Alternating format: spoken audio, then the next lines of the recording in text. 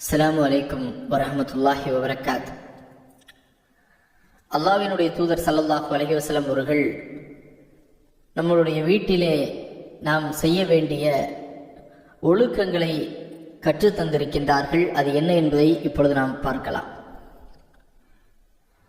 அல்லாஹ்வினுடைய தூதர் ஸல்லல்லாஹு அலைஹி வஸல்லம் அவர்கள் தன்னுடைய வீட்டினுள் நுழையும் போதும் சரி, உணவை உட்கொள்ளும் போதும் சரி, அல்லாஹ்வை நினைவு கூர்ந்து பிஸ்மில்லா கூறுவார்கள். அதைப்போல இரவு நேரத்தில் உங்கள் கதவை மூடிவிடுங்கள், அப்பொழுது அல்லாஹ்வின் பெயரை சொல்லுங்கள். உங்களுடைய விளக்கை அணைத்து விடுங்கள், அப்போது அல்லாஹ்வின் பெயரை சொல்லுங்கள். உங்கள் தண்ணீர் பையை சுருக்கிட்டு மூடிவிடுங்கள், அப்போது அல்லாஹ்வினுடைய பெயரை சொல்லுங்கள்.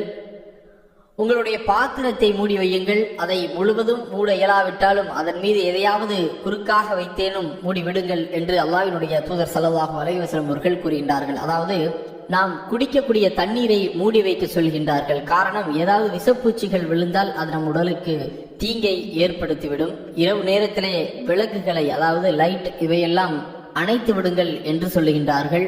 விருந்தாளியை கண்ணியப்படுத்துங்கள் என்று நபி ஸல்லல்லாஹு அலைஹி வஸல்லம் அவர்கள் கூறுகின்றார்கள்.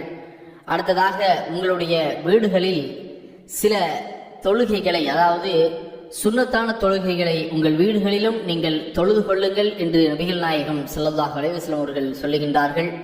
மேலும் அல்லாஹ் ரப்பல் ஆலமீன் கூறுகின்றான், நீங்கள் வீண் விரயம் செய்யாதீர்கள், நிச்சயமாக வீண் விரயம் செய்பவர்களை அல்லாஹ் நேசிக்க மாட்டான் என்று திருக்குர்ஆனிலே 6வது அத்தியாயம் 141வது வசனத்திலே கூறுகின்றான்.